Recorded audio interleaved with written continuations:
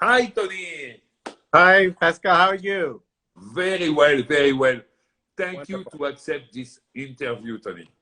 Thank you for letting me talk with you. I love to talk wine. Ah, so you will be happy with me, Tony. So I explained, I meet you on Instagram. It was like a coincidence.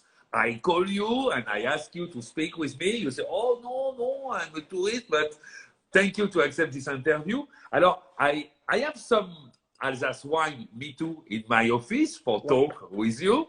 And my first question will be, why the Alsace wine is so popular over there in Vancouver? Yeah. So, I mean, the thing is with Alsace wines, it's undiscovered, it's untapped. And so, the couple of things with Alsace wines is really important. It's food friendly. It's food friendly.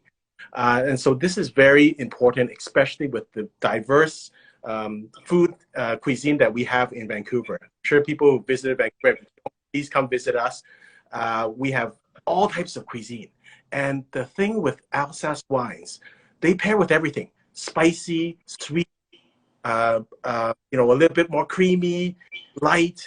It's perfect. And so that's really the reason why, Alsace wines are perfect pair. The second thing is that they are relatively inexpensive. You get wines, Grand Cru. Where else in the world can you get top level wines for under $50? Impossible, impossible. And so this is really untapped market. And there's white wine drinkers that also don't like a lot of oak, and a lot of the fermentation in Alsace is stainless steel, and that's a lot of people would like to be the purest form of the grape, and that's why Alsace wines, I think, should be even more popular than they are. Exactly, because Alsace wine, when you taste the wine, you say, wow, it's incredible. But the problem, a lot of people don't know they do incredible wine in Alsace. Perhaps they need more communication, more work on this kind of wine. So me, I check the picture on your Instagram account, and I see the name of the vine grower from Alsace. It's a big name. Huh? I see Hugel, I Yes, see Five, I see Lawrence, yes. because they are huge, so they do a good deal. But do you think it's possible for an artisan to enter in this kind of market? For sure. And one of the reasons why I do those wines is that's what's available in British Columbia. So it's very sad. One of the pictures I put on my Instagram page, our largest store here, which is called 39 The Canopy. Our BC Liquor store is controlled by the government, and they're great at providing product. But for the largest store, all they have is nine different bottles of Alsace wines. That's all. That's all we can get. So it's not that, and it's part of it is also just the understanding of the wine, right? Because it's demand, and that it's not that I love to try them, but it's not available. And so I will go into that in terms of, I have a very unique theory, Pascal, about why Alsace wines are not more popular.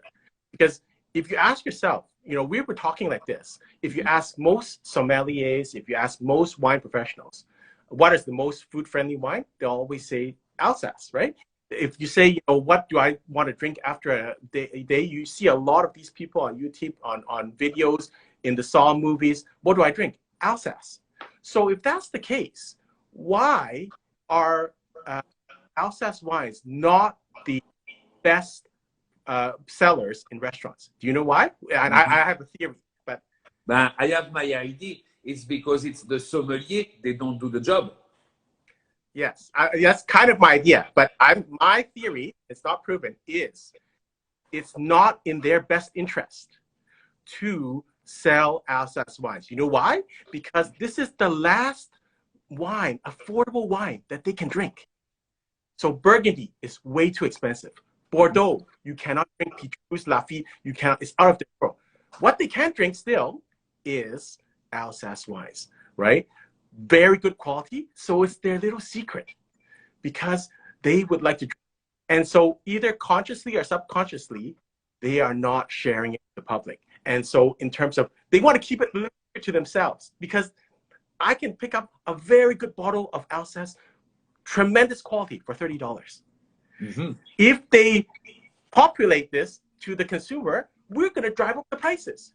There's no possible way that a quality wine like Alsace wines are for most part handpicked.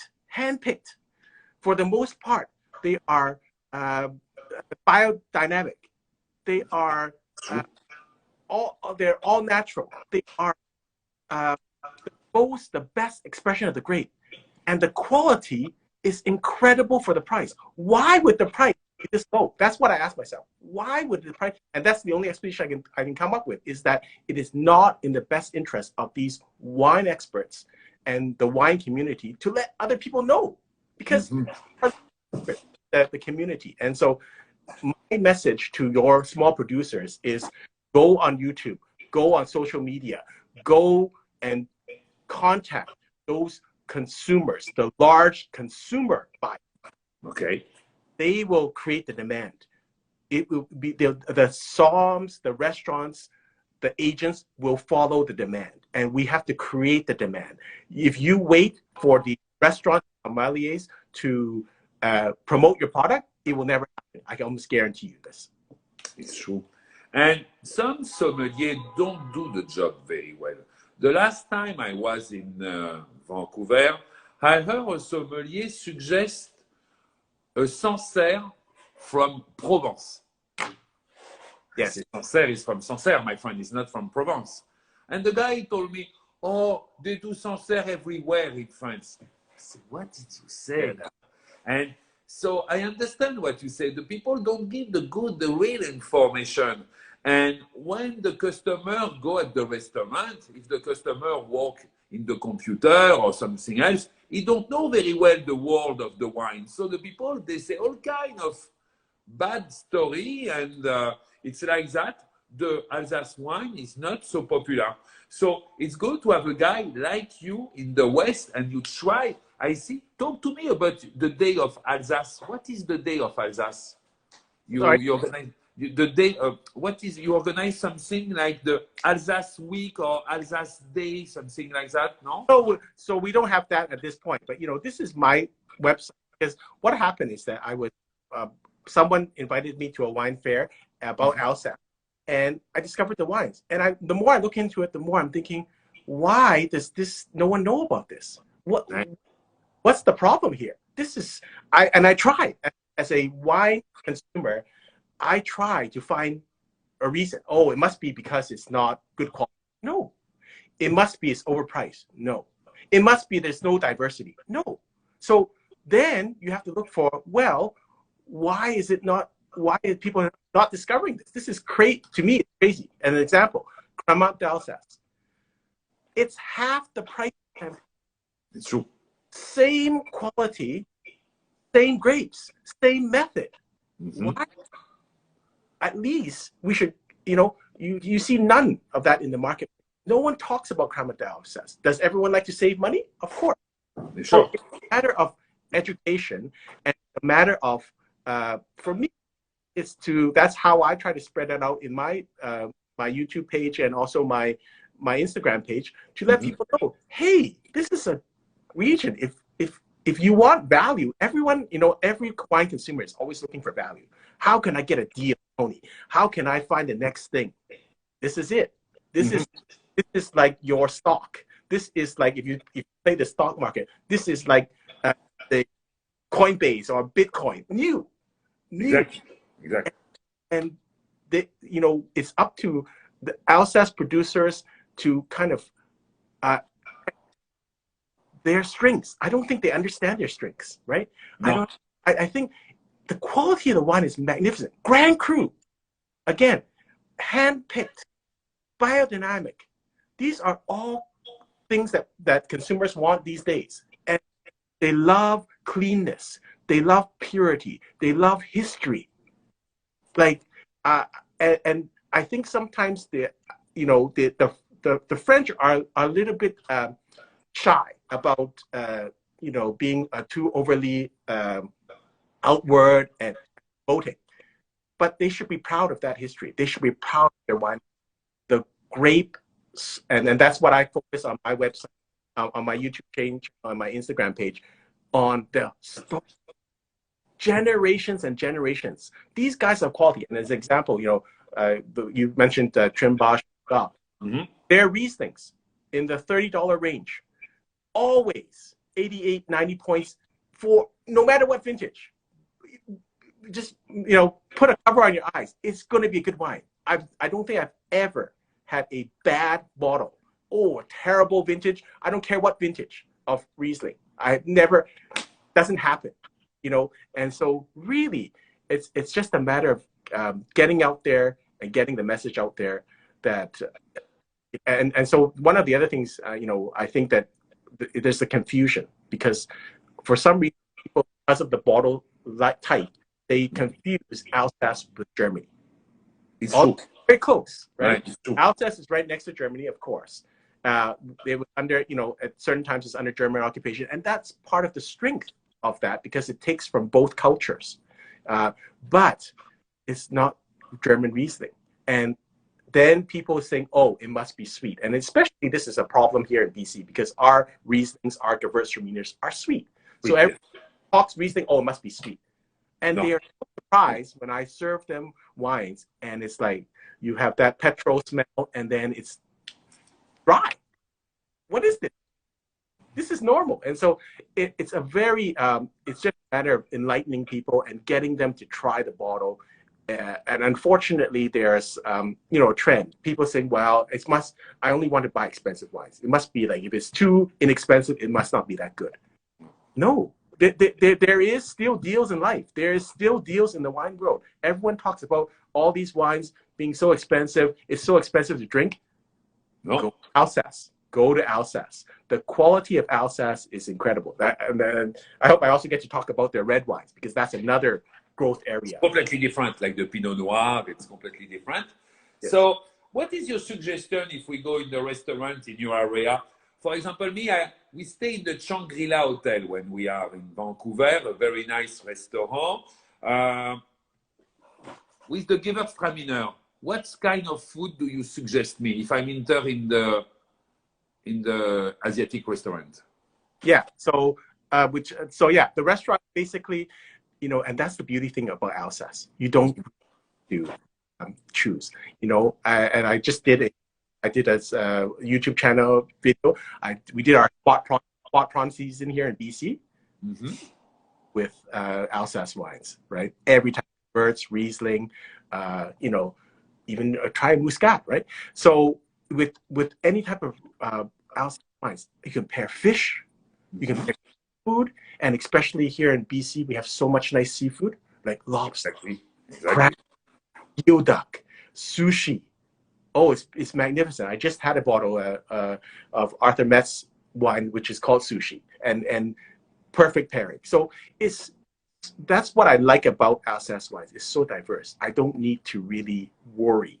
It pairs well with seafood. It pairs well with salads. It pairs well with chicken, pork, that type of stuff. And also, it can drink as by itself, too.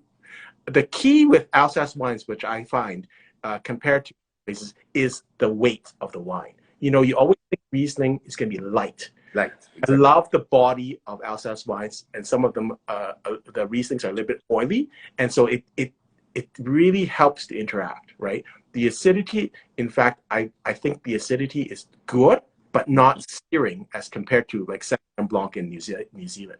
So it's very, and that's probably why it's such a food attractive wine place. Like that to me is the real key, because everyone today, there's some people that are food people. There are some people that are wine drinkers. Most of the people are both food and wine drinkers. So what is the best wine for food and wine? Food and wine, it's Alsace. So why are we not drinking more Alsace? That's kind of how I logically interpret things. So you have a lot of work to do in your area. You can be a brand ambassador for Alsace region because you have all the good food for use this wine. So let's Yeah. go. Let's go. And I see, well, the price are not too expensive, $30. I would like to know which kind of Alsace wine is the more popular. Yeah.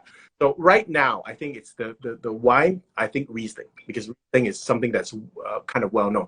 You know, some of the the wines that people are not aware of, the Muscat grape, it's a wonderful grape out of Alsace, right? And the reds, are going to be surprisingly good. And again, this goes back to Burgundy. Burgundy is incredible. Sure. So, you know, and I just had we don't get a lot of red wine here, but we should get more. But I think that's the trend because, you know, I've drank some delicious red wines from Alsace, you know, just in the under $30 range. What are you going to get in Burgundy? Honestly, nothing. Exactly. Nothing, yeah. So, and I think as time goes on, I think the producers in Alsace will see that because it's partly about demand, right? They always never had the demand for this. The other thing that's helped Alsace is global warming, because always the concern in the past was the heat, and with global warming, with temperatures going up slightly, it will ripen grapes to that little bit more of a degree. Alsace obviously has a very long ripening season, but with that little bit of extra time, that's perfect. That's gonna be perfect. Exactly. And people will discover this. It's gonna, and so it's just a matter of the red easier for people, I think, in the wine world and collectible world to understand. But it's again, it's untapped for me. Yes. And do you think in your area you can be a brand ambassador in your community and talk about the Alsace wine? It's a project for you. Do you have some interest? I don't want to say as ambassador. I'm telling the truth. All I'm doing is I'm being myself and telling you the truth. That's what I do on my site. That's what I'm. It's when you say ambassador, that means I'm just being me. I'm just telling, and that's how I think on my site, on my YouTube channel, on my Instagram. I try to tell people the truth. I'm not in the wine industry. I don't need to sell anyone. I don't have any product to sell. Okay. I'm trying to, like I do with many of my high net worth clients, tell them where to go in the wine world, where to get a break. And I've been sharing this for many years with my high net worth clients. Now I'm trying to share it with the public to say, hey, listen, guys, this is what the high net worth people, this is what the people in the know are doing. I'm trying to share that with everyone and say, this is how people think. This is how high net worth people think. They go for, what is the deal? What is the next big thing? Where do I get the best value? Mm-hmm. Right? And this is Alsace. Alors, Alsace, the best value. The big secret is Alsace. And how we can do for inform all the people, Alsace wine is incredible. Yes. Yeah. And I mean, one of the things I would suggest to smaller producers, because it's very hard, focus on the consumer buyers, big consumer buyers. Okay. You need consumers because, again, agents sell. And it's very, for instance, when you come out with your wine fairs to Vancouver and the distributors come, the young or the smaller wine growers come, it's very useful to make the content. We have small dinners with people like myself, and I'm happy to host a dinner and my friends, because that automatically people start seeing that name. So it's important what you say, because when we are in Vancouver, if I put the bottle on the table and the distributor visit me, they say, why? Because it's not very popular, this kind of wine, so they don't have too much interest. So your suggestion is to work directly with the public. Yes. Inform the public, and after the public say, hey, it's good, we want this bottle. Exactly. This Because is the kind of work we must do. Yes. I think it's the mistake that Alsace producers have made. I hear them a lot saying that. I don't understand. Our wines are so good. Why doesn't anyone want us?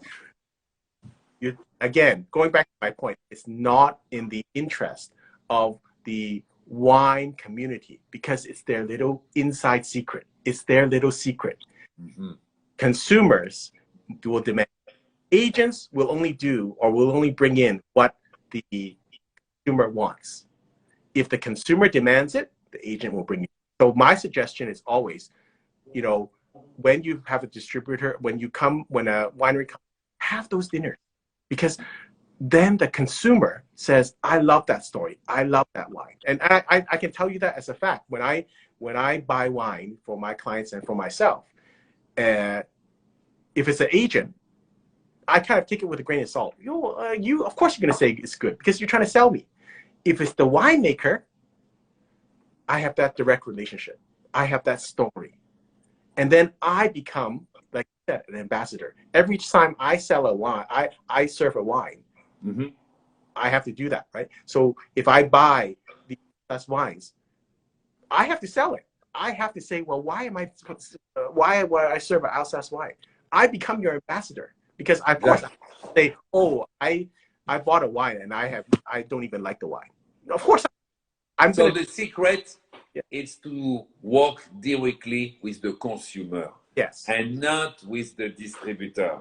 In fact, this is the consumer when they love the wine after they ask the wine to the distributor. Because the distributor, they don't want to take the risk. And at the beginning of this meeting, we talk about Pfaff, Hugel. Don't worry, don't forget something. These people are huge and they do a good price. So the problem after is for the artisan. When he arrives on the market, the price is not the same. So that it's a little part of problem. But like you explained to me very well at the beginning of this show, less $30, it's impossible to find this quality of wine in Vancouver for less $30. And you have Grand Cru. Yes. What do you want more? Exactly.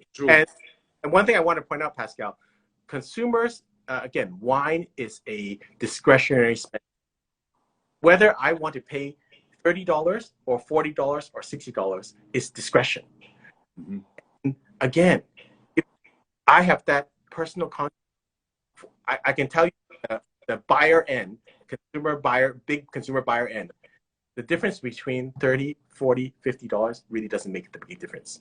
Exactly. What makes the difference is the story.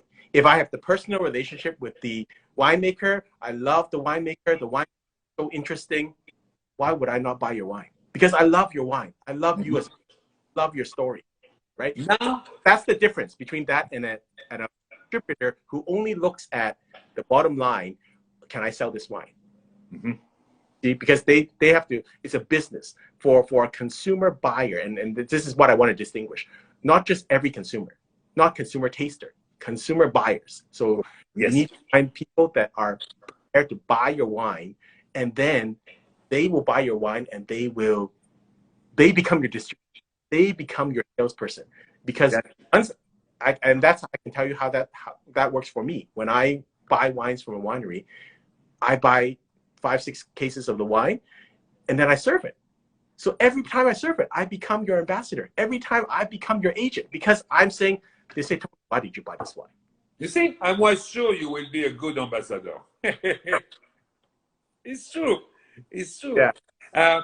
And do you think the people keep this secret because in the West, you produce wine, you produce very well the white wine. Perhaps Alsace wine is in competition with the wine from the West? No, I don't. I think more aware. It goes back to awareness, because again, let's not talk about Alsace wine. Pascal, if I said to you, Pascal, I have a wine, small production, hand-picked, biodynamic, certified, organic, clean. Right. How much will you pay for that wine? Very expensive. For example, let's say I have a California wine, or California Bordeaux wine. Bordeaux wine. I tell you, that Bordeaux winery is handpicked, small lot, organic, biodynamic, pairs with every food you can think of. Bordeaux wine. How much will you pay? $100. Exactly. But I changed it to say, oh, Alsace should not be that much. This is the difference. I think, you know, it's a matter of perception. And again, as we get more people understanding, the key is to, you know, promote and make sure people understand this is a very food-friendly wine. Everyone can accept this wine. And I think about something else. You know, 2 years before when I was in Vancouver, we tried to introduce an incredible wine from Rhône. And the guy was an artisan. He has no award. But I was with a good friend to me, Natino Bellantoni, is an agent in Vancouver. And he told me, Pascal, I taste this wine, it's incredible. When he introduced the wine to the buyer, Barbara, she said no, because they don't have award. 1 year after, the same guy, he has a award, like 92 points. Yes. The buyer, she said, okay, I buy. And for the double of the price.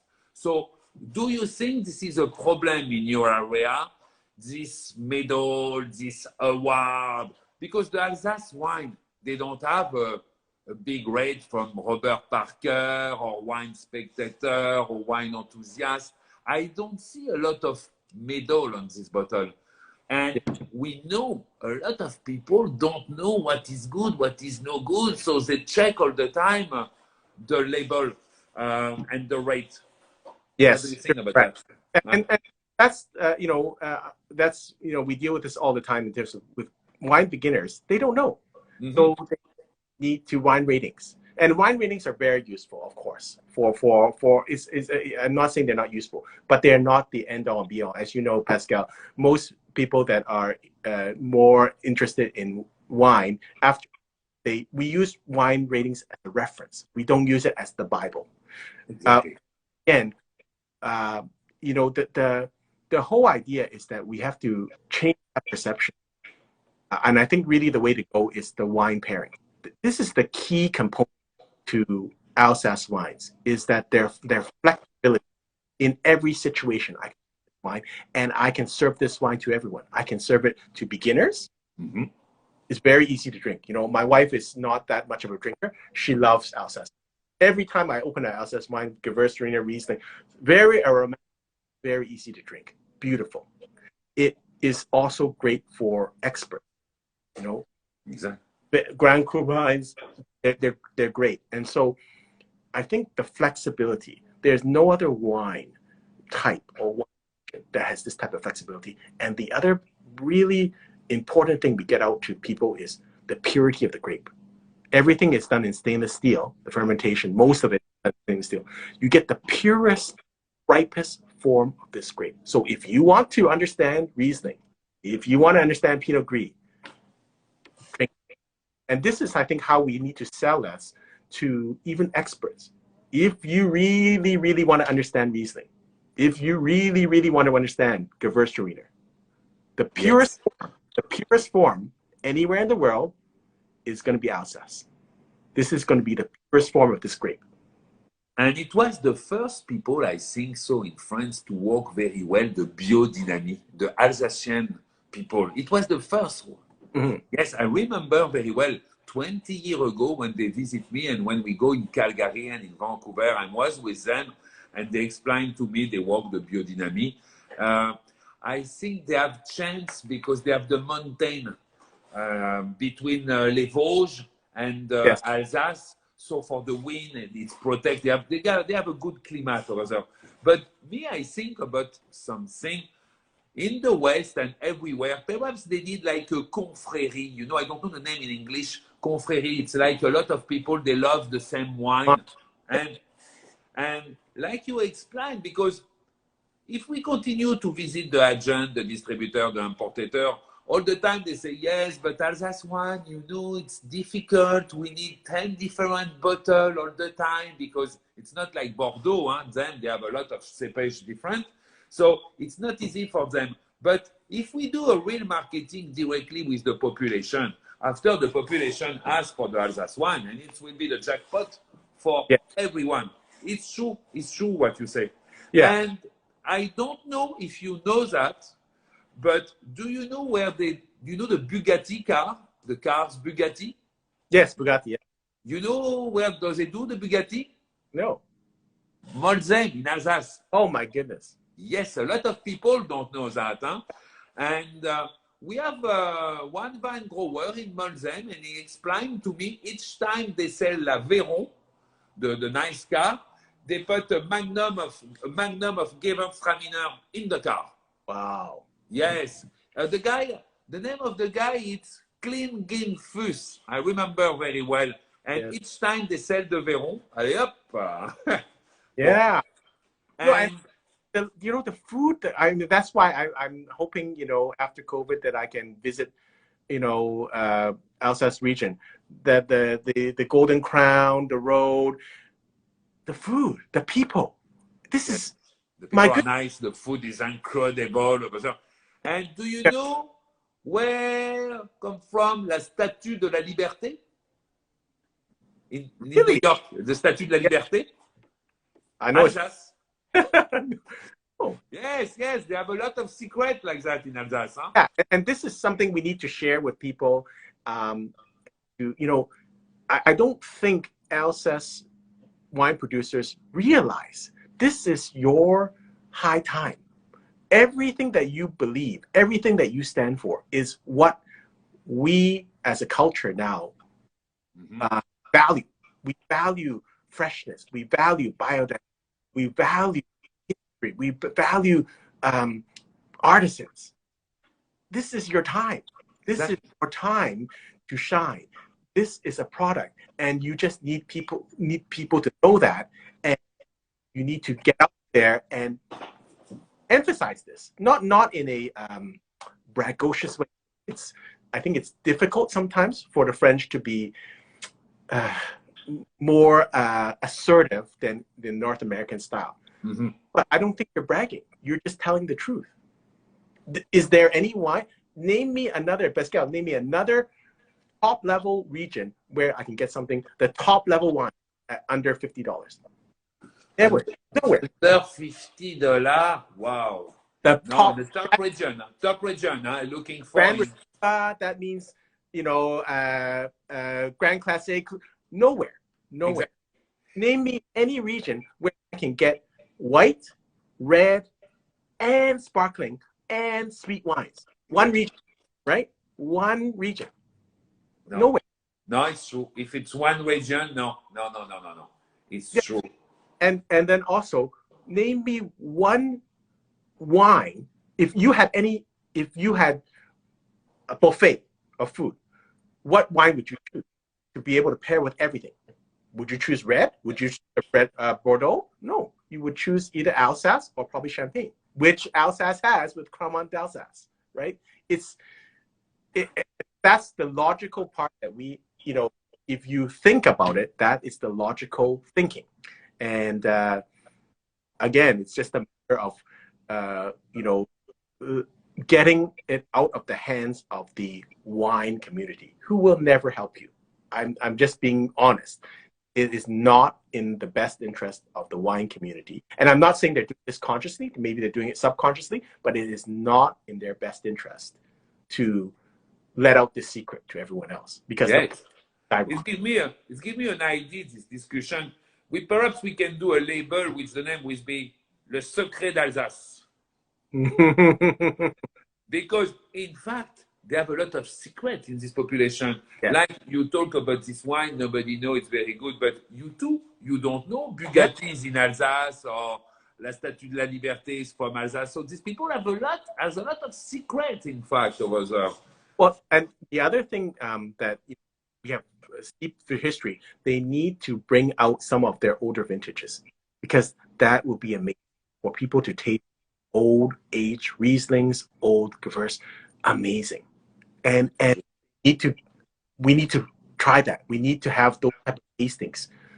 And God, if this is the new wine is going to taste like 20 years, of course I want to buy it now. So we need to have some history, and we need. And they have deep in Alsace. You have steeped history. You have deep cellars. You have wines that are 10 years old easily, and just showing that transition is so important. Is so important to understanding the wine, because we only get wines that are young. Mm-hmm. The infancy of a baby of the wine. I would like to see the maturity of the wine, and we don't see that very often. So that's an important thing that we need to do. It's so very interesting. Like I think, you know, they do pasta. They do incredible pasta in Alsace. Yeah. Yes, with a lot of eggs. And each time I eat this pasta, the Italian people say, "Oh, Pascal, the real pasta is from Italy. It's not from Alsace." I say, no, no, no, no, no. They have a lot of secrets, these people. But well, that's the other thing. It's a wonderful, from what I can see, it's a wonderful tourist attraction. Like I is again, as the more I delve into this topic, the more I'm thinking, what happened here? How did I miss this? How can we not know this? Right? Great food too. That's the other thing. It's a great place for the melding of the German culture and the French culture. Exactly. Unbelievable, right? And the beauty of it, you know, looking at the, you know, all the pictures of the towns. Why destination? You know, Napa is a tourist destination. Burgundy is a Champagne. Mm-hmm. Rhone, everywhere else is a destination. Why is Alsace not one of the top wine destinations in the world? You know, and Did you visit Alsace, Tommy? I have not. Me, I was there a lot of time. They have an incredible market from more 1,000 years, this market. It's an old market. They have a church with the pendule, I don't know the name in English, incredible. In fact, they have a lot of secret over there. But if you visit this region, they have again a secret, an incredible secret. It's the brother, I think the name is Brother Schlumberger. Imagine these people, they have a big factory the whole time. And with the money, they buy a car. In secret, they buy the car. And in secret, they do a collection of the more incredible car. They have the Bugatti Royale, they have the... And one day, a guy walk in the factory, go in this room by mistake, and he discovered this collection. This collection, it's over there in Alsace. Never I see me, but I heard about that. It's my dream to visit this collection. And it's again a secret from Alsace. So I think you and me, Tony, we can organize a show which the name will be Secret of Alsace. We have, and I welcome, you know, when you come back after COVID, when you have your wine fairs here, when your producers here, please come visit me. Then you can connect. In October, we will be there, and we do something together, Tony. Sure. And we go to every type that I feel confident that whatever restaurant I choose, whether it be Chinese restaurant, French restaurant, German restaurant, the Alsace wines will pair perfectly. And you know, the other thing is that their passion, there's such passion about the wine. This is, you know, the steeped history or the generational knowledge that comes out, you know, people love these type of stories. You know, when we buy wine, we want to see that, we want to taste that, we want to have soul. That's what Alsace producers have. You know, by and large, they're smaller artisan producers, they're family run, and they have a huge interest they have a passion. Yes, it's true, because I don't know a lot of wine. They can be served everywhere in all kind of food. It's true what you say. It's true. Yeah. And how many Asiatic population do you have in the BC? So it's quite a lot. I'm here in Richmond here, and Richmond has 60% of the population is Asian. So it's a huge market, huh? We're a gateway to the Pacific, and so we have lot of visitors. And the other market is really, we get a lot of visitors from, is the China market. And the China market is a huge booming market for, as you know, for wines and for consumer wines. And again, these wines, Alsace wines, are perfect. A lot of people are not familiar with wines, and quite frankly, a lot of people don't like very harsh tannic wines. Like beginner wine drinkers, especially females and also more beginner wine drinkers. They might want to start off a little bit more lighter, and so Alsace wines are perfect. It's classy. It's not juice. It's not pop, but it's wine. But it's not so harsh. It's very and it's a little bit sweet. Sometimes some can be sweet, and so it's very nice. But I shouldn't call it sweet, fruity. And this is like a very the lychee, like Gewürztraminer with the lychee. And Gewürztraminer is very popular because of the aroma. I don't have a great nose, but you don't have to have a great nose to smell. You smell immediately the lychee. Yeah, right away. And so attractive. So it's easy for beginners to understand. And that is a market that I'm sure will grow in time. And really, it's my message to your Alsace artisans is, don't be concerned. This is the best time in the history for you, because everything that you believe in, everything that Alsace stands for, is now in the modern world, in this period, what we value. So go to your strengths, be yourself, tell your story. Don't tell the story, don't copy Napa, don't copy Bordeaux. Do what is unique to you, and people will love it. Be proud of you. Yes. It's true. Tony, it was incredible, this meeting. You told me at the beginning, Pascal, I'm shy, I don't have a lot of things to do. We talked together from 1 hour, Tony. It was more that you are a very interesting person. And thank you, Tony. Thank you. So I have a little project. I will be there in October, and I would like we work together with all my team from Alsace, and perhaps we can do something not only for the distributor, because we know the story with the distributor. They do we invite a large Asiatic public, they discover the wine, and we take the order. Please. We do like that? Do that with the consumer and the distributor. So the distributor see the reaction. Because the distributor will be very happy to see the public want the wine. But in fact, we must work for them again. We must work for the vine grower, and we must work for the distributor. I look forward to you in October, and your artisan producers love to hear their stories. And the only problem is, please make sure, don't tease us. Do not bring us wines. We love them, and then say, "Oh, I cannot buy it." Make sure that the distributor is ready to go, so that when they taste the wine, that you don't tease us. Exactly. But we have the name of the show. We know a lot of distributors over there. We know a lot of Alsace producers, because, in Alsace, they are in the big trouble. Honestly, I talk with them, and they explain to me with the COVID, they don't sell a lot of wines this year. It was very difficult for them. So if we can help the Alsatian people, they will be so happy. Yes, it will be wonderful to see you guys in Vancouver. I think they'll love Vancouver, just as beautiful as the Alsace region. The wine lovers and food lovers here are just as passionate. You'll go at home in Vancouver. Tony, we are the keys for open the market. Wonderful. Tony, thank you for this show. It was incredible. We keep in touch.